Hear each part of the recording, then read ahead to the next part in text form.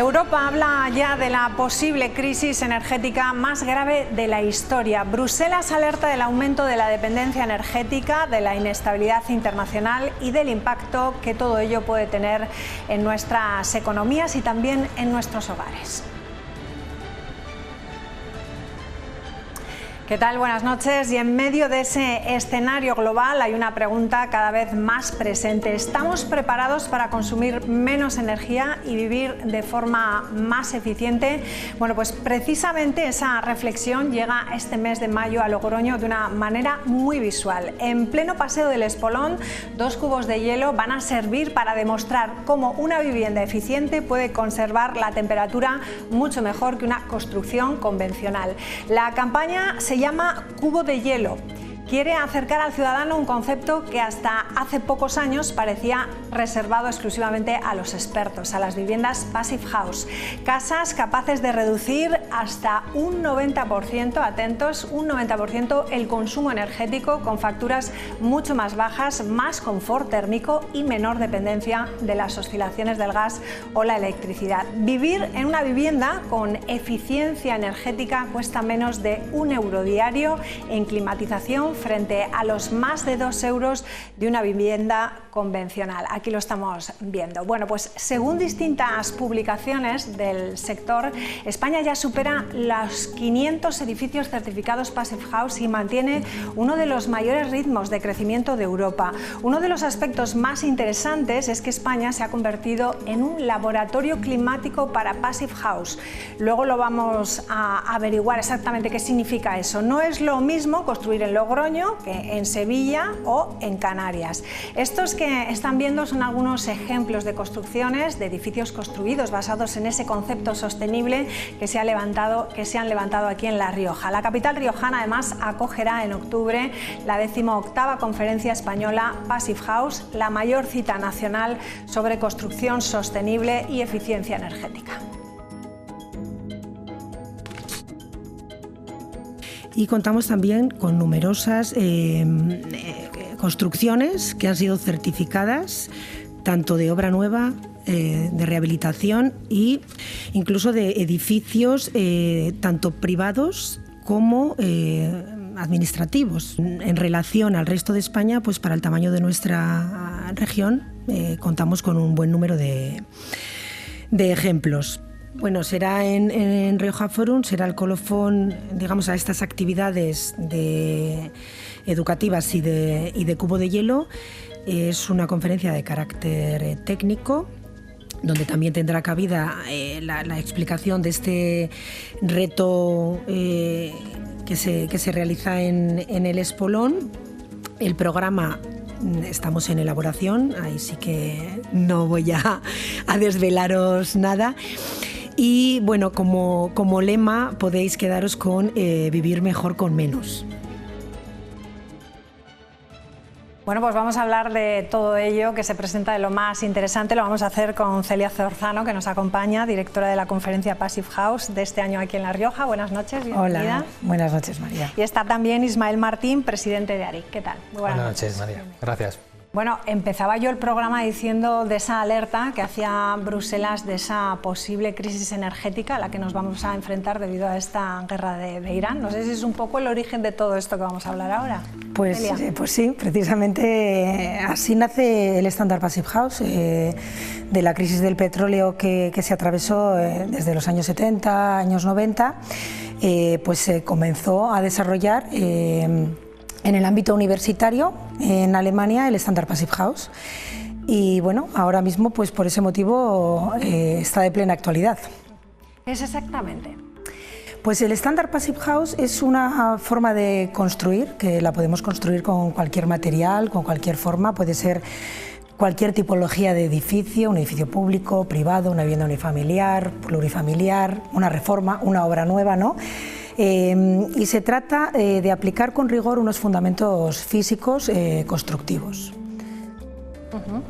Bueno, vamos a ir desvelando también, lo van a hacer, o por lo menos lo veíamos al principio, ¿no? También en el espolón se va a instalar una campaña con 2 cubos de hielo. Ismael, explícanos exactamente qué es lo que va a pasar. Sí, se trata de una especie de muestra de lo que puede suponer el aislamiento térmico y la construcción con criterios sostenibles adecuados, cómo puede afectar al consumo de una vivienda, y se ejemplifica con un cubo de hielo, cómo se deshace ese cubo de hielo bien en un entorno constructivo tradicional o en un entorno constructivo con los criterios Passive House.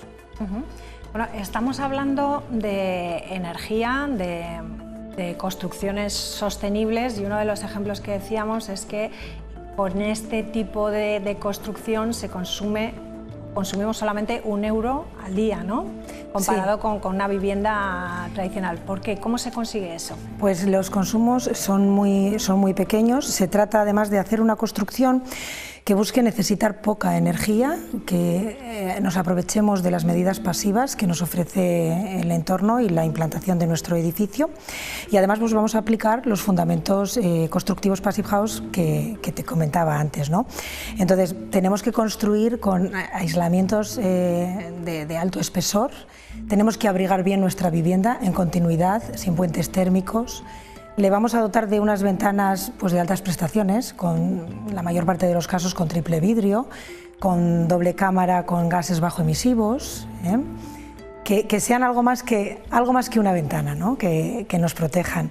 A la vez le vamos a implantar a la vivienda un sistema de ventilación higiénica que va a ser el pulmón de esa vivienda pasiva, de forma que vamos a estar ventilando nuestra vivienda de una forma eficiente, sin perder energía, sin la necesidad de abrir ventanas para ventilar, que las podemos abrir si queremos, pero no necesitamos, para que estemos en confort, para que además tengamos, gracias a esto, una mejor sensación acústica dentro de nuestra vivienda, que no haya corrientes de aire. Esto también se va a vigilar mucho desde el punto de vista construir teniendo en cuenta la ausencia de infiltraciones de aire indeseadas, ¿no? Entonces, todo eso nos va a llevar a tener una vivienda o un edificio, no quiero focalizar solo en la vivienda, porque también en un edificio público, en un hospital, en cualquier edificación lo podemos aplicar, y esto nos va a hacer que estemos muy confortables, que tengamos un ambiente muy saludable, y que todo esto lo consigamos además con el menor coste energético para nuestro bolsillo y también para el planeta. Salvando las distancias, un ejemplo que me suele gustar dentro del estándar Passive que se suele poner, sin estos términos técnicos, pero para que se entienda, es el termo de café.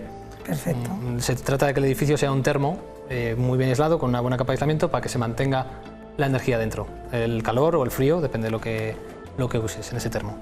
Ese es un buen ejemplo, sí, el del termo suele ser muy de clarificante. Sí, me sorprende muchísimo, me imagino que los que estén en casa, sorprende muchísimo eso de si quieres abres las ventanas, si no, no. ¿Cuántas veces nos han dicho hay que abrir las ventanas, ventilar para que esté todo perfectamente aireado y que tengamos un... Pero eso es porque realmente pues porque lo necesitamos ventilar nuestra vivienda. Pero claro, construyendo bajo el estándar, lo que hacemos es hacer una ventilación, digamos, inteligente, una ventilación eficiente energéticamente. Si necesitamos o si queremos abrir porque, no sé, queremos salir al jardín, entrar, bueno, pero no necesitamos hacer esa pérdida de energía, porque piensa que si fuera ahí 0 grados y nosotros ya tenemos nuestra vivienda a 22 grados, estamos abriendo para ventilar y tirar ese calor fuera. Entonces, construyendo de esta manera, lo que hacemos es no tener esas pérdidas de energía, que son pérdidas económicas, y unas pérdidas de confort pues muy importantes. ¿Por dónde? ¿Por dónde se nos va la energía en casa? Bueno, pues... ¿Por las ventanas? Por las ventanas, por la cajonera de la persiana... Por la fachada. O sea, por los enchufes... Por la cubierta, una mala ejecución, lo que se llaman puentes térmicos, que es donde no hay continuidad. Volviendo al ejemplo del termo, no hay continuidad de esa capa de aislamiento que conserva la energía. Son múltiples. Es muy curioso analizar los edificios desde el exterior con imágenes termográficas para apreciar realmente cómo, si no hemos ejecutado bien ese aislamiento, estamos desperdiciando toda la energía, ¿no? Al final un edificio, llevándolo también a un símil, yo creo muy fácil de entender, como lo que decía Ismael, es como si quisiéramos abrigar al edificio con un jersey muy bueno y además le vamos a poner un cortavientos, ¿vale? Para que no se enfríe ese aislamiento, para que no te penetre el aire, pero además permita que haya una difusión de vapor correcta, ¿no? Y al final estemos cuidando a las personas que viven dentro y al edificio que tiene también un coste. La mejor energía es la que no se consume, se suele decir, porque una cosa es que venga la energía de fuentes renovables, pero tampoco hay que malgastarla. Entonces la mejor forma es conservarla, usar la mínima posible. Y ahí el estándar es donde más eficiencia tiene. Antes hemos visto algunos ejemplos, veíamos imágenes de ejemplos de aquí de La Rioja, hemos visto edificios administrativos, la antigua comisaría de policía, que ahora es una parte de la administración, alguna vivienda también particular, ¿no? Un poco, ¿cuál es el nivel que tiene La Rioja en cuanto a este tipo de construcciones con respecto a España o a Europa? ¿Cuál es el que tenemos aquí? La verdad es que La Rioja ha sido una región que ha apostado mucho por el estándar Passive House. Sus empresas están muy bien preparadas para responder a este reto constructivo, también sus técnicos, y no en vano La Rioja cuenta con más de 10.000 metros cuadrados en la actualidad que estén certificados bajo el estándar Passive House. O sea que estamos muy bien preparados para acoger todos estos eventos de arquitectura sostenible, ¿no? a lo largo de este año 2026, que bueno, tal como estamos viendo aquí los cubos de hielo, yo creo que va a ser muy interesante para la ciudad. Al final es aplicar innovación a la construcción y nuestras empresas, en parte el clúster al que represento, el que soy presidente, ARIC, nació así, con empresas especializadas en innovar en la construcción. Dentro de esa innovación se encuentra, por ejemplo, la aplicación del estándar Passive, y digamos que el posicionamiento de La Rioja, gracias a esas empresas y también, hay que decirlo, el apoyo, por ejemplo, a campañas como estas del Gobierno de La Rioja o el Ayuntamiento de Logroño, pues tiene mucha fuerza. La Rioja tiene peso. ¿Cómo habéis querido implicar a los estudiantes, a los jóvenes? ¿Qué habéis hecho con ellos? Ese ha sido un tema muy interesante porque, además de innovar y de pensar en la circularidad, en el menor consumo de energía y la sostenibilidad desde la construcción, desde el sector de la construcción, no solo es eso, también hay que divulgar, hay que hacer que la sociedad demande estas mejoras, esta forma de construir, y para eso, aparte de ejecutarlo, hay que formar, y que mejor que formar a los jóvenes. Aquí hemos tenido la colaboración del Batalla de Clavijo, y algunas de las empresas del clúster, entre ellas también Celia, han colaborado para, creo que han sido 7 centros de La Rioja educativos para hablar sobre el estándar Passive y sobre el cubo de hielo. Y en concreto los alumnos del Batalla de Clavijo son los que van a ejecutar estos cubos, estos stands donde se alojan los cubos para este ensayo, para esta propuesta. Acaban a construir eso, como una vivienda tradicional, ¿no? Donde no existen esos sistemas de sostenibilidad energética, o que no llevan ese jersey, como nos decía Celia, ¿no? Y el otro, que es el que tengo yo detrás, el que sí lo lleva, ¿no? A ver cuánto dura, ¿no? Eso es. El hielo. Entonces, con esta actividad, la verdad que yo creo que va a ser como bueno, un buen ejercicio para atravesar la sociedad al completo, ¿no? Desde la formación, como bien dice Ismael, que es importantísimo, que cada vez la construcción está más profesionalizada. Hace falta que las formaciones profesionales se impliquen en estos nuevos cambios. Aquí también es muy importante, aparte del experimentar con distintos tipos de construcción, es que esto se va a ejecutar off-site, o sea que ya va a haber una investigación también por parte del alumnado en la industrialización de la construcción, ¿no? Que esto también pues, va a aportar mucho en la educación, ¿no? y en la formación de futuros profesionales. ¿Qué nivel habéis encontrado? No sé, en las aulas, interés, algo que os haya llamado la atención de los chavales. Sí, la verdad es que la gente joven se implica mucho, preguntan, están inquietos, o sea que yo creo que ha sido un buen acierto. Con este ejercicio también yo creo que conseguiremos que haya padres, adultos, incluso técnicos que se planteen realmente cambiar, ¿no? Porque los niños al final llegan a casa y están preguntando, ¿no? Y cuentan lo que han visto en el colegio y nos han dicho, oye, y esta ventana que tenemos en casa, esta no es igual de buena que la que nos han enseñado, en fin. Entonces, bueno, eso al final bueno, genera una curiosidad y también se trata de tener usuarios concienciados que exijan, ¿no? a nuevas construcciones, nuevos retos. El futuro está ahí, ¿no? No hablamos también no solo de construcción, y más en un momento dado en el que hace falta tanta vivienda en nuestro país, sino también orientado a la rehabilitación. Esto se puede aplicar también, ¿no? Ahí. Por supuesto. Sí. Tenemos aquí también en La Rioja, pues en el mismo casco antiguo, tenemos un edificio certificado Passive House, que es una vivienda con el sello Enerfit, que se ha rehabilitado bajo el estándar y se puede adecuar tanto a edificios de vivienda o edificios públicos. Bueno, pues lo vamos a dejar aquí. No hemos hablado de esa conferencia, ¿no?, que se va a celebrar aquí en La Rioja por primera vez. Es una conferencia nacional de Passive House. No sé qué va a suponer esto para nuestra comunidad. Hombre, pues para nuestra comunidad va a suponer, va a ser un catalizador del talento técnico en torno a edificios sostenibles, a eficiencia energética en España en los días 22-24 de octubre, ¿no? Y va a ser como ese punto final de cierre de todas estas actividades, pues que gracias a la implicación de diferentes agentes vamos a conseguir en La Rioja, ¿no? Entonces, bueno, invitamos a todo el mundo a que se acerque, a que se anime a conocer el estándar Passive House, la sostenibilidad, las construcciones eficientes. Y bueno, y esperamos... ¿Tenemos en estos momentos proyectos de Passive House aquí en La Rioja? ¿Muchos? ¿Pocos? Sí. No todos los que se quisiera. Bueno. Ejecutados muchos y en marcha... ¿Y en marcha? En marcha, no te sabría decir el número, igual Celia tiene más datos, pero sin duda cada vez se apuesta más por ese estándar. Sí, ahora mismo hay varias obras abiertas y edificios en proceso de certificación.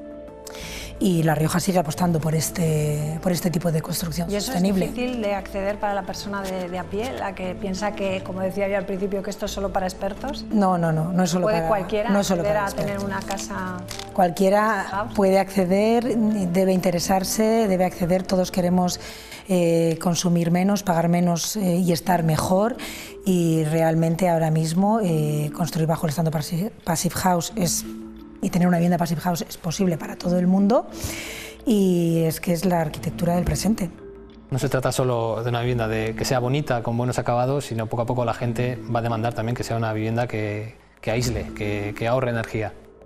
Porque a veces pensamos que sostenible nos va a quitar, pues, yo qué sé, confort en casa o... No, al contrario. Es al contrario, ¿no? Pero al principio dices, bueno, me van a quitar, me van a cortar, no voy a poder... O que nos va a costar más, cuando en realidad lo que haces es amortizar, precisamente por el ahorro en consumo que haces. Al final se amortiza. Claro, mucho, ¿no? Claro. Al final tu hipoteca energética, que es muy importante, pues se ve muy menguada. Con lo cual, me ha gustado esa palabra, hipoteca energética. Que hay que tenerla muy en cuenta. Sí, desde luego. Bueno, pues muchísimas gracias a los dos, un placer, y estaremos atentos a esos bloques de hielo en el Espolón, que será a finales de este mes de mayo, y pendientes. Se hará un concurso para ver... un concurso. Se va a hacer también un concurso para ver si algún ciudadano acierta qué cubo de hielo se deshace antes y cuándo se va a terminar de deshacer. Y si es un concurso, ¿cuál es el premio? Ya lo desvelamos. Estará por ver, sí. Hay que estar atentos. Que vayan a verlos y sabrán. Bueno, pues nos quedamos con esa intriga, ya sabremos más adelante qué será. Gracias a los dos. Muchas gracias. Muchas gracias. Hacemos una pausa y regresamos enseguida con la tertulia. Hasta ahora.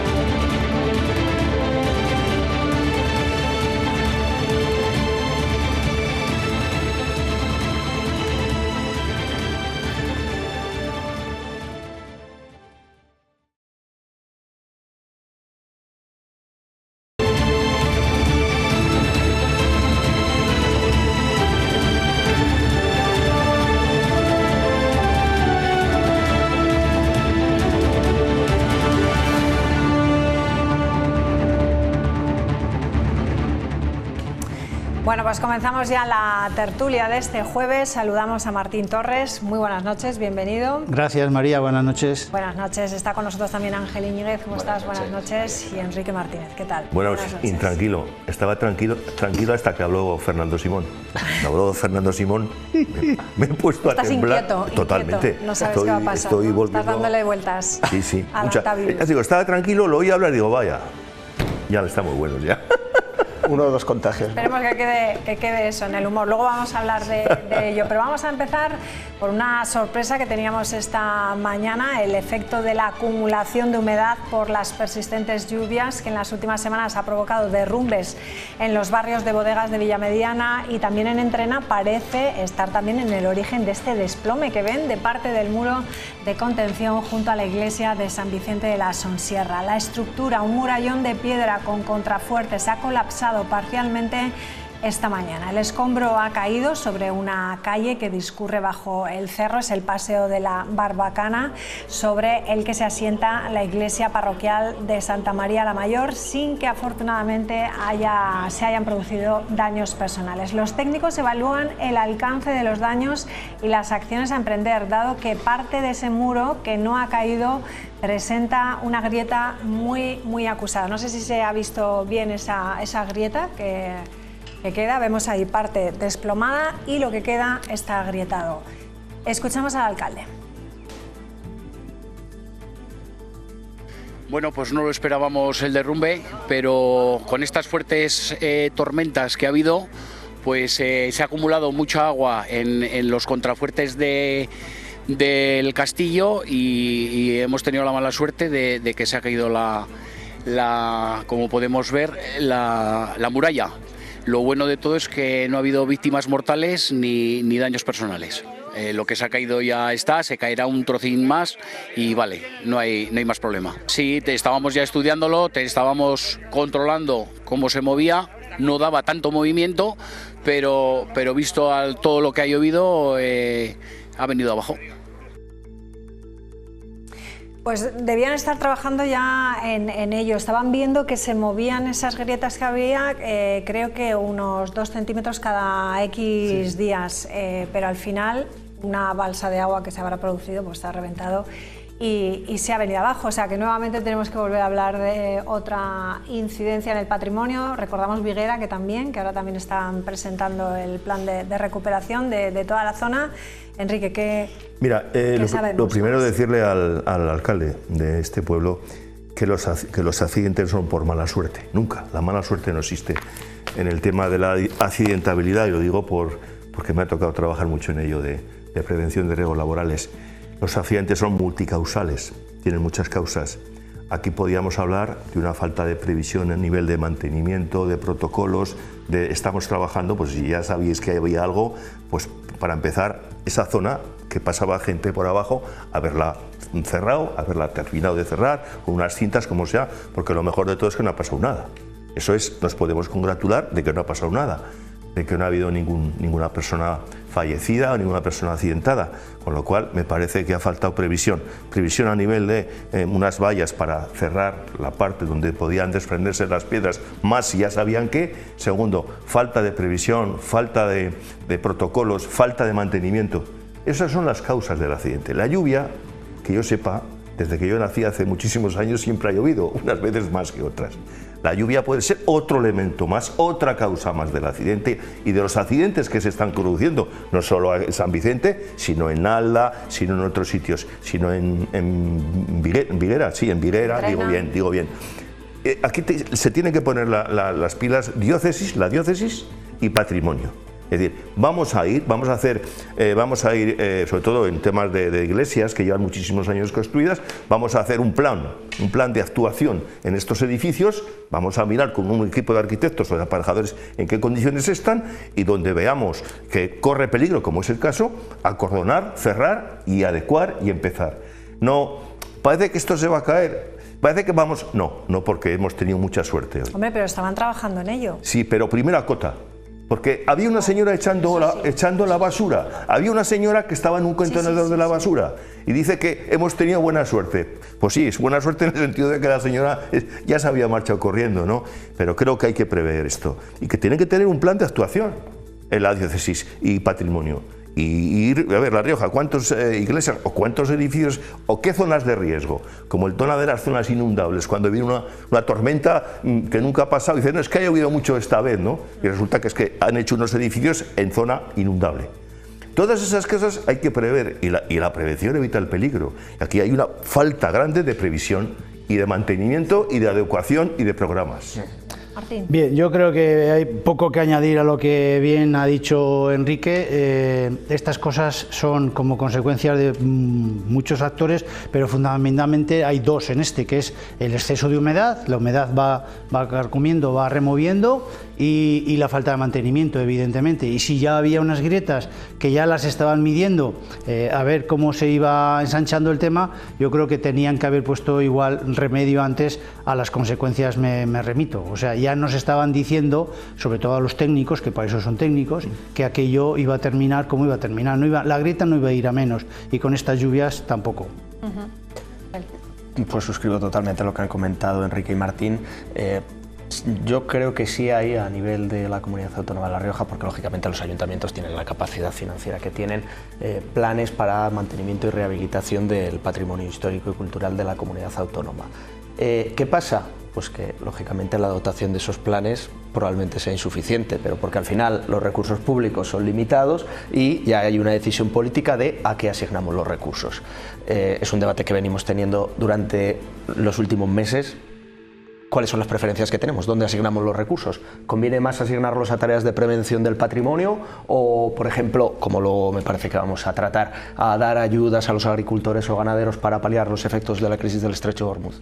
Pues son decisiones políticas que también responden a las preferencias de los ciudadanos. Desde luego, el principal problema de las labores de prevención es que es muy poco visible y tienen poca publicidad que se pueda vender, pero luego realmente si evita que se produzcan daños materiales o personales, pues es especialmente útil.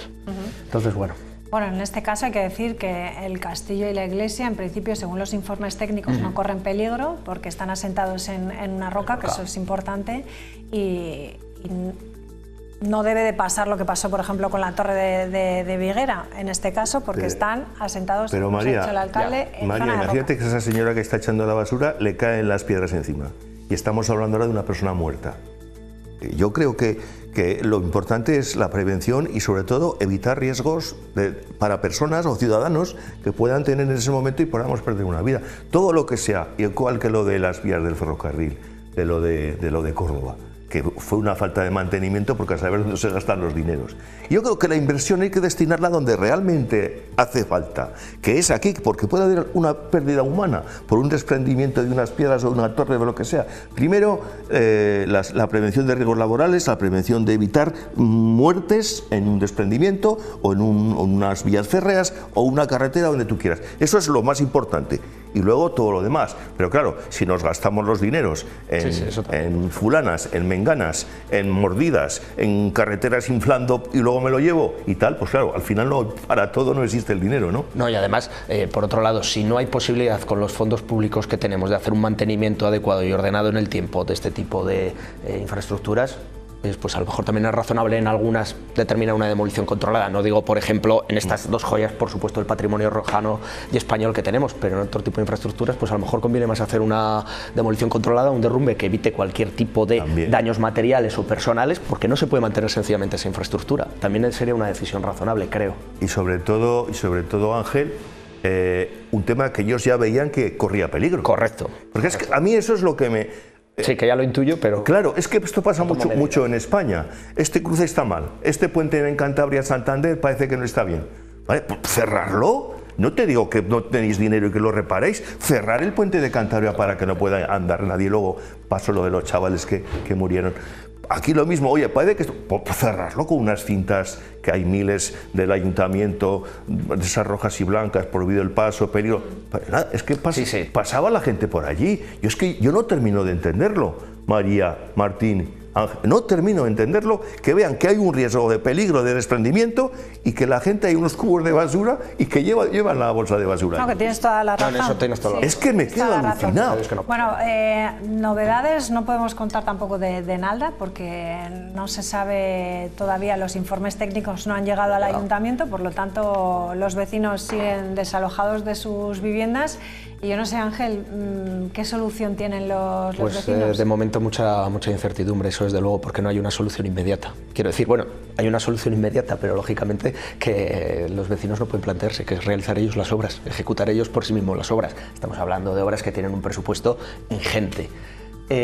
Otro tipo de soluciones jurídicas que me parece que ya comentasteis, pues la Audiencia Provincial ya determinó que se había generado una estructura de subrogación de empresas que, a pesar de que había desaparecido la promotora y la constructora original, se podría imputar responsabilidad contractual a esas empresas sucesoras, y si no ha habido una recepción tácita por parte del Ayuntamiento, en la medida que es cierto que no ha habido una recepción expresa o formal, o que se hizo con salvedades y objeciones, pero es que han estado cobrando los impuestos, han permitido que allí viva la gente de manera legítima durante más de 15 años, me parece que lleva edificada la urbanización, o 15, 16, 17 años. Entonces, bueno, pues el Ayuntamiento tampoco puede sustraerse de la responsabilidad que tiene.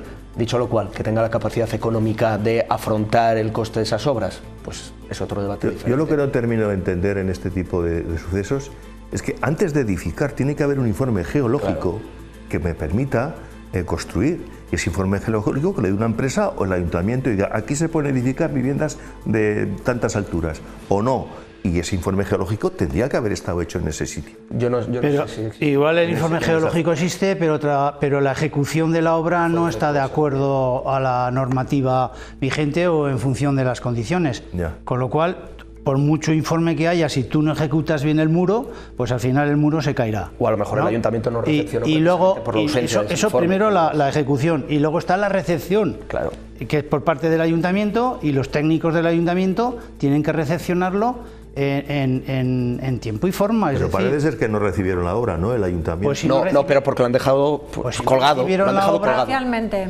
Recibieron parcialmente, pero luego lo han dejado colgado porque han cobrado los impuestos. Es decir, han admitido que tácitamente la gente podía vivir ahí. ¿Y han tenido cédula de habitabilidad? Sí, sí. Por eso digo que es una mala entonces, práctica también por parte del Ayuntamiento. Pues no lo entiendo. Virgencita, ¿en qué manos estamos? Es una mala práctica. ¿En qué manos estamos? O sea, por eso se le sin podría... cédula de habitabilidad y cómo tienen luz y eso, si no pueden tener luz, ni agua, ni nada. Ni agua sin cédula de habitabilidad. Pagan el IBI, pagan facturas. Vale. ¿Eso cómo puede ser? Pues porque, pues eso, ha habido una mala práctica por parte del Ayuntamiento. Ahí hay mucha tela. Una mala praxis. Claro. Una mala práctica por parte del Ayuntamiento. El problema es eso, que ahora ver cómo responde económicamente. Tendrá que salir, si no, la Comunidad Autónoma de La Rioja, probablemente con algún tipo de convenio de financiación específico, no lo sé. Bien. Porque el asunto es complejo. Que Dios nos pille confesados. Sí. Mientras tanto, los vecinos siguen fuera de su casa. Normal. Esta mañana los educadores infantiles aquí en La Rioja se han unido a esa convocatoria nacional, se han manifestado frente al Parlamento para pedir una reducción de ratios y mejoras en sus condiciones laborales y ofrecer así una mejor educación de calidad de 0 a 3 años. Salarios dignos, una reducción de ratios y más recursos para atender, como decimos, a esta etapa educativa. Según Comisiones Obreras, el seguimiento en La Rioja ha sido del 90% y han dicho que van a denunciar los servicios mínimos. Manifestación frente al Parlamento de La Rioja de Educación Infantil que hoy está en huelga. Según Comisiones Obreras, el seguimiento riojano es del 90% y denunciarán los servicios mínimos. Sus peticiones son claras.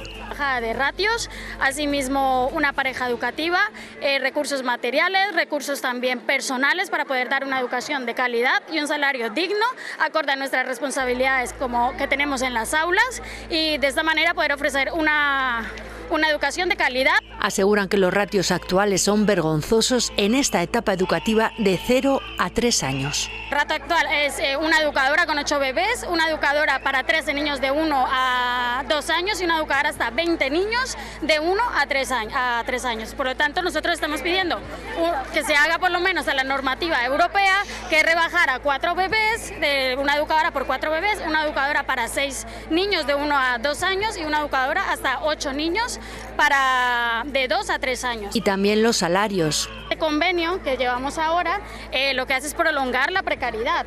Recibimos un salario mínimo y claro, con ello es que no se llega a vivir, Ya directamente pagando un arriendo es que no llegas. Entonces esto es vocacional. ¿Qué pasa? La responsabilidad que tenemos es enorme.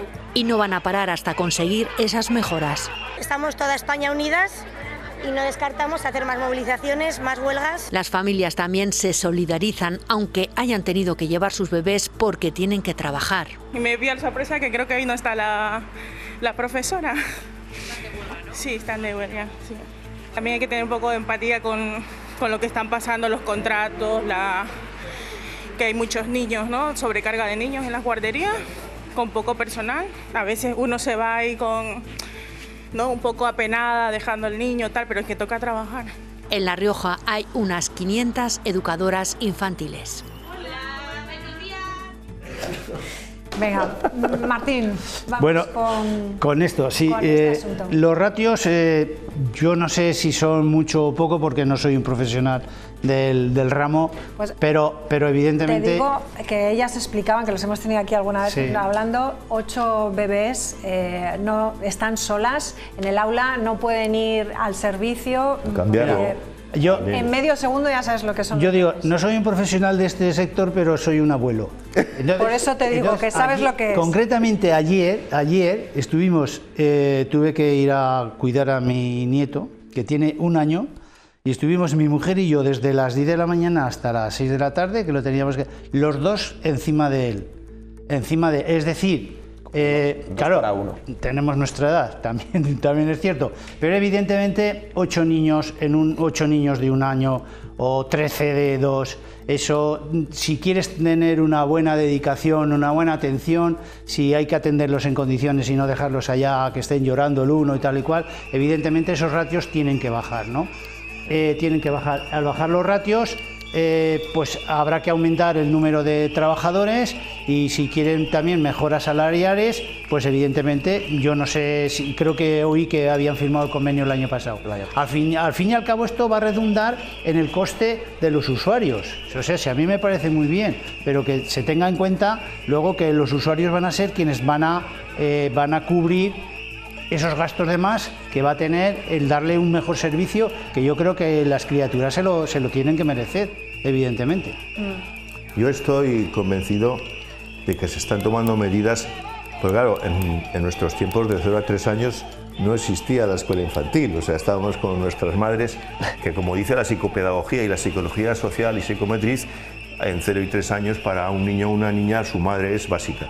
Ese temor que despierta, que ha venido del útero de la mujer a la vida y está con miedos por todos los sitios, la madre es la madre. Bueno, como no se puede porque la vida es como es y hay que trabajar porque el salario mínimo interprofesional es una puñetera vergüenza, 1.100 y pico euros, os lo digo al que corresponda, que menos de 1.700, mira que lo defiendo, o 1.800 euros no debía de ser, pero como no se llega hay que hacerlo. Y como hay que hacerlo hay que llevarlos, de acuerdo. Y yo no he visto más reivindicación justa que la de estas educadoras, porque es que, como dicen ellas, 4 bebés, 8 bebés, como bien ha dicho mi amigo Martín, pero si te vuelves loco, imagínate yo con 8 bebés que tengo que ir a cambiar a uno y los otros están por allí. Esto tiene que bajar los ratios, como dice la normativa europea, de 8 a 4 bebés. En total decían 18 por aula. Pues me parece perfecto y es una reivindicación justa y lo que no se puede es politizar. Porque ahí entran los sindicatos, politizamos y no sé qué. Estamos todos de acuerdo que esto hay que rebajarlo, ya que no se pueden tener los niños en casa con las madres porque tienen que trabajar, hay que aumentar los sueldos porque es una vergüenza y sobre todo es muy importante que el niño en esas etapas de la vida, la primera infancia que se llama de los 0 a los 3 años, tenga un ambiente bueno, un ambiente que se le pueda atender al niño. Ya que no puede estar con su madre y con su padre, y eso que las normas ahora te dan 4 meses o 4 semanas o 6 semanas después de dar a luz, etcétera, para que esté uno de los dos en su casa, pues mira, pues ya lo conseguimos con esto, pero yo creo que estas medidas hay que tomarlas, hay que rebajar los ratios y hay que tener en mejores condiciones económicas a unas personas que son fundamentales para el crecimiento y el desarrollo personal de ese niño. Y eso es básico en esos años. Y tiene que estar a gusto y con tiempo suficiente para atender a todos. Y habría que bajar a los 18 niños que piden ellas por aula. 6 niños de 1 o 2 años, 8 niños de 2 y 3 y 4 bebés. Y me parece justísimo. Y creo que esto no lo deberían dejar en una manifestación de nada, sino solucionarlo. Creo yo. Totalmente de acuerdo con lo que habéis dicho. Además de lo que es la bajada de ratios, la otra medida que quizá de manera provisional se podía adoptar era lo que comentaban, ¿no? Que hubiera 2 profesionales en cada aula, que al final es contratación de más personal, bajar los ratios de esa misma manera. Es bajar la ratio. Dividirlo. De otra manera, total. Pero yo creo que aquí el tema económico se riñe con el tema de esto de los profesores. Bueno, también es que hay una cuestión fundamental, claro. Si no recuerdo mal, es que está repartido prácticamente al 50%. O sea, empresas privadas que ofrecen este servicio de escuela infantil y luego otras plazas que están o concertadas o que directamente son públicas. Con lo cual, claro, también hay, yo creo, de fondo, uno de los debates que están impulsando estas plataformas es que se incrementen las plazas directamente públicas o concertadas con las empresas privadas. Yo creo que ese es uno de los debates de fondo y no tanto quizá lo que es la negociación del convenio, porque como decías Martín, es que ya se acordó hace un año, quiero decir, con lo cual tampoco el debate salarial debería ser el centro del debate. A mí me da más la sensación que es una cuestión de modelo, de si queremos más plazas públicas o concertadas, que la prevalencia actual en la que dominan las empresas privadas. Y sobre todo unas cosas que me he quedado también con una palabra es climatización. Ya. Mejoren las condiciones de climatización. Que tienen frío, tienen los niños fríos en esas aulas, en esas clases. Digo, ¿cómo pueden reivindicar? Yo pensaba que esto estaba solucionado. Sí. Tema de climatización. Pues hoy en el Parlamento se ha hablado de eso. El consejero de Educación ha contestado a estas reivindicaciones. Lo escuchamos y ya concluimos este tema. Los convocantes son comisiones obreras y CGT. Tienen dentro de las motivaciones de la convocatoria y es que progresivamente se vaya eliminando la red privada de centros de educación infantil. Eso va en contra de la política de libertad educativa que propugnamos desde el Gobierno de La Rioja y, por supuesto, supondría la eliminación de muchísimos puestos de trabajo que existen ahora en centros educativos. Por lo tanto, estamos en contra de esa politización que esas organizaciones convocantes realicen, no en contra, obviamente, de las reivindicaciones de las trabajadoras. Yo he dicho, no estoy en contra de las reivindicaciones, pero sí que politicen estas medidas, porque al final siempre buscan el voto. Y si queremos que la mujer se incorpore al trabajar, esta es la mejor manera de ayudar a los matrimonios a que la gente se incorpore. Pero la conciliación, Martín, ¿sabes qué pasa? Que estamos ya, como digo yo, en cuarto tiempo de saludo. Faltan 10 meses para las elecciones y ya los partidos empiezan a abrazarte. Pues es una pena. El primer año no te hablan, el segundo año te dicen hola, el tercero y ahora ya te abrazan todos, ¿no? Estamos en cuarto tiempo de saludo. ¿Es Venga, así? Vamos con ¿Es así o no? Tú has sido político. Por accidente. ¿No te ha gustado? Venga, vamos a cambiar de asunto. Otro día le hacemos una entrevista sobre la política. Las últimas novedades sobre el crucero en el que se han detectado 8 infectados por hantavirus, 3 de ellas fallecidas, y que ya van camino de Tenerife, donde se espera que lleguen este domingo. Reunión de urgencia ha habido esta mañana entre las administraciones tras las discrepancias surgidas. Nos lo cuenta Rafa Navarro. Rafa. María, ¿qué tal? Hasta 7 reuniones a lo largo del día de hoy sobre este tema del crucero del hantavirus, la más importante, la que se ha celebrado aquí en este Ministerio de Sanidad. Algo más de 2 horas han estado reunidos de urgencia este mediodía la ministra de Sanidad, Mónica García, el ministro de Política Territorial, Ángel Víctor Torres, con el presidente canario, Fernando Clavijo, al que le han confirmado que el crucero va a fondear y no atracar en el puerto de Granadilla el próximo domingo, que es cuando se espera la llegada de ese crucero que ya viaja a dirección Canarias. También hay discrepancias entre ministerios. La ministra de Defensa dijo ayer a última hora que la cuarentena de los 14 españoles de ese barco será voluntaria. Pronto desde Sanidad matizaron que confían en el sentido común de los pasajeros y aseguran que hay instrumentos legales suficientes para proteger la salud pública. De momento, lo que sabemos sobre este virus es que el periodo de incubación puede alcanzar los 45 días y la letalidad de esta variante ronda el 50%. Por el momento confirmados 8 personas, 3 de ellas han fallecido por este virus. Van a tener un protocolo que vamos a estar todos de acuerdo, la OMS, los Ministerios de Salud de España, para tener todo un protocolo que estamos de acuerdo cómo manejar las personas que están desembarcando del barco. Y todo eso van a hacer para proteger, asegurar que no haya ningún problema para las personas que viven ahí donde van a desembarcar. Martín, ¿qué te ha parecido la gestión? Lo primero que iba a empezar. Este gobierno todo lo que toca lo destroza. Es decir, es un gobierno que lo único que genera es, para cualquier cosa, en vez de solucionarlo, en vez de buscar soluciones en todas las partes, busca enfrentamientos entre buenos y malos, ¿no? Y la lealtad institucional de este gobierno con lo que ha hecho con Canarias, sobre todo lo que hizo ayer, ya se va retomando un poco el contacto, es denigrante. Denigrante, no le cogían el teléfono al presidente. No se explica que no hablen con el presidente. Es que el caso es que decían, hemos hablado, y era mentira. Yo anoche lo oí a las 11 de la noche al presidente canario y dijo que le había colgado la ministra 3 veces. Es impresionante la lealtad la falta de lealtad institucional que tiene este gobierno y cómo lo hace todo. Esta mañana he oído que el servicio de salud de Canarias todavía no sabían qué protocolos tendrían que utilizar en caso de que cuando llegue el barco, y menos mal que no va a atracar, ahora hablaré de eso, cuando llegue el barco, si hay algún enfermo que se necesita hospitalizarlo, no saben qué protocolos utilizar. Esta mañana lo han dicho, lo he oído yo directamente.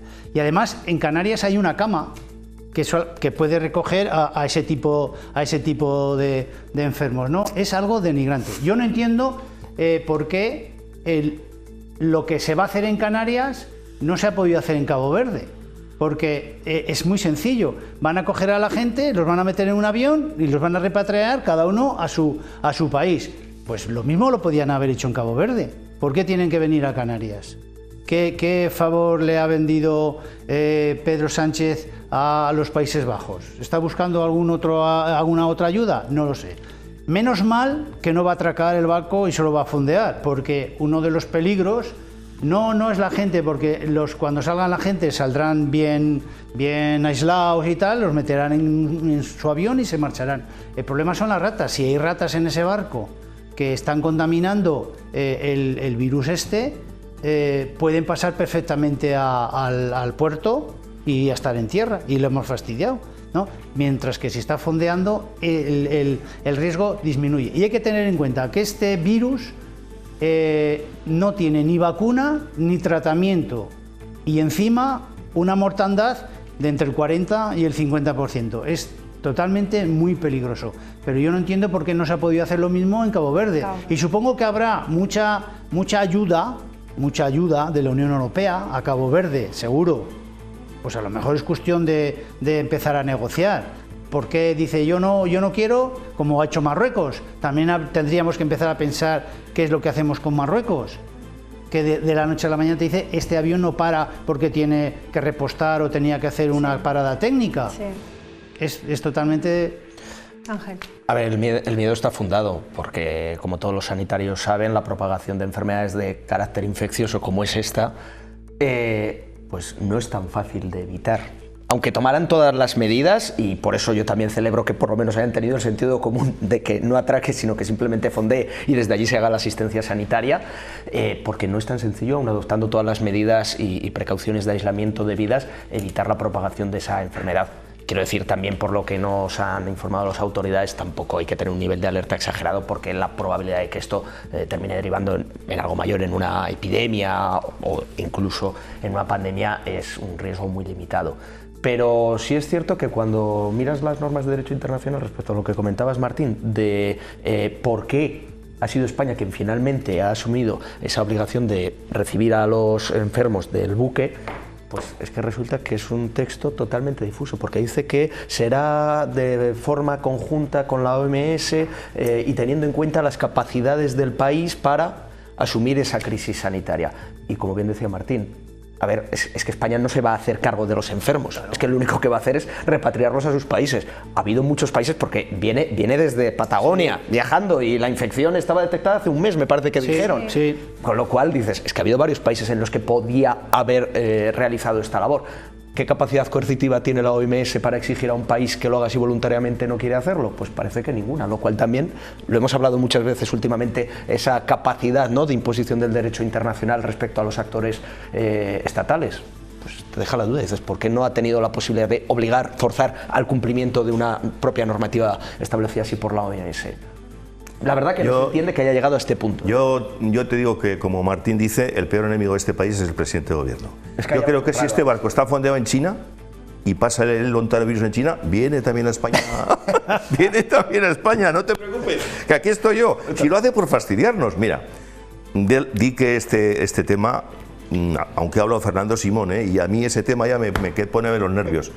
Parece ser que es un virus, han hecho la secuencia, y es un virus del Andes. Se llama del Andes porque empezó en la cordillera andina, entre Chile y Argentina, ¿no? Pero que además allá hay focos de epidemia que no han logrado reducir, me refiero. Por eso digo que... ahí. Y el tema es que alguna persona en este barco, que este barco salió el 6 de abril, debieron pasar por alguna zona que había mucho ontavirus, que había mucha enfermedad, epidemia de estas. Y algunos creo que se infectó ahí. No, igual no es en el barco, igual ha metido él y no son las ratas y tal, ¿no? Hay dos cosas, una cosa mala que tiene este virus y una cosa buena, donde se pueda decir buena, y es que, como ha dicho Martín, la cosa mala es que la letalidad, la mortalidad en personas mayores o en personas inmunodeprimidas es casi del 90%, si lo pillas, en personas sanas del 30-35%. Pero bueno, que es alta, no es una letalidad baja. No, la letalidad del coronavirus era entre el 1 y el 3%. Por eso. El 1-3%. Significativo. Aquí vamos a un 30 y en personas inmunodeprimidas 90. ¿Qué pasa? Que este del Andes, para poderlo pillar, tiene que ser con una presencia física cercana. Acto sexual, cercanía, no por la calle, no es como el coronavirus, que tenías que ir con la mascarilla por todos los sitios, no. Para la hora de cogerlo tiene que ser una actividad entre personas, que sí que se puede coger, entre personas irlandeses, pero en cercanía, relaciones pues cercanas. Eso no lo tienen muy claro, Sí, eso lo ha dicho hoy. Que le he leído. Debe estar infectada también una azafata. Sí, porque ¿Y qué contacto? Sí, tuvo, porque le atendió a la enferma, que lo han dicho hoy. Atendió a la persona enferma en el avión y estuvo muy cerca de ella, atendiéndola. Tú te metes en internet virus del Andes y te dice las cómo. Pero bueno, fíjate qué nivel de contacto, me refiero, que es un contacto mínimo, Bueno, pero a ver, yo creo que tú y yo ahora, en estas distancias, el coronavirus sí que nos lo hubiéramos pegado aquí, ahora como estamos, pero el del Andes no. Tenemos que tener... Me tenía que acercar más a María. No, por favor. No, que te quiero decir que en esta distancia vamos bien. No, que no se contagie María. A ver, que está todo escrito. No, que está todo escrito ahí. Pero esa es la ventaja, que es letal. Es un virus muy mortal, que se va hasta el 90%. Entonces, ¿qué pasa? Yo lo que hubiera hecho, señores, a Cabo Verde, cada uno a su país, en el avión correspondiente, 14 españolitos a España. 3 holandeses a Holanda y ya está, cada uno que los metan en ciertas zonas respecto de la ciudad, que estén ahí con las mascarillas y totalmente cerrados y que atenderlos. Pero ¿qué es eso de que vengan todos aquí? Eso no puede ser, ni fondear ni no fondear. Cada uno a su avión y cada uno a su país. Y de todas maneras, los más callados, los Países Bajos. O sea, claro. Son los que se tendrían que hacer cargo del barco, porque es la bandera es de los Países Bajos, y el armador es de los Países Bajos, y la naviera. Entonces, y son los más calladitos, y los más calladitos. El barco a Holanda. Subsidiaria como mínimo. Martín, el barco a Holanda, los pasajeros a sus países. Fíjate tú, 3 días. Está. Fijaros una cosa, si esto se hubiera hecho en Cabo Verde, porque dice, como decía, los cuestiones técnicas o sanitarias mejor en España. Perdona, si no los vamos a coger. Y encima vas a tardar 3 días que los vas a tener en el barco, que son días suficientes para que alguno se contagie o incluso se agrave su enfermedad, y en 3 días ya estarían todos, Martín, si en sus países. Si el barco es español, lo tenemos aquí en 3 días. Y a Cabo Verde, y que a Cabo Verde hay medidas más que suficientes para poder exigirle, que era cogerlos, que estaba fondeado, que no estaba atracado, cogerlos del barco, llevarlo al puerto que estaba bien cerca, aviones y todo eso. Que lo paguen los Países Bajos. Estamos dejados de la mano de Dios. Un presidente de dos condiciones dice: el barco a su país y mis 14 españolitos a España. Va a ir Pedro veremos cómo acaba Pedro a recibirles este a Canarias. Pues igual le reciben con... Y les va a dar un abrazo para demostrar que cada se uno contagian. Venga, que el tema es serio, Sí, perdón, muy bien, muy bien. Yo creo que va a hacer eso, sí. Y sin mascarilla. Hay que ver dónde están esos, iba a decir tripulantes, no, claro. Toda esa gente que ha ido en ese barco, que todavía no sabe muy bien dónde han estado desde hace María, un mes. que 23 personas desembarcaron en la isla Santa Por eso te digo, ¿no? Ya se sabía que una había ido a Suiza. Eso es, entonces hay que ver un poco todo el recorrido que está todo el mundo, pues viendo un poco cuál ha sido el recorrido de todas esas personas para perseguir ese virus. Señores, lo tenemos que dejar aquí. Muchísimas gracias. Pues es cuando mejor estábamos ahora hablando. Pero seguiremos hablando en más tertulias. Gracias, señores. Buen fin de semana. Hoy es jueves. ¿Programa? El que viene. Sí. Nos vamos al Rasillo. ¿A qué vida? Este es Rasillo. Punto de Encuentro, sí. Nos vamos Rasillo. al qué vida y nos vamos al Rasillo. Adiós. Buenas noches. Adiós.